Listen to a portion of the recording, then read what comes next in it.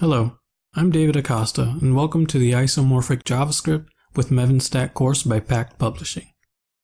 A little bit about me: I am a professional software developer. I've been in this industry for about 3 years. I typically work with JavaScript, TypeScript, Angular 2, and Node.js apps in general. I'm also a YouTube content maker.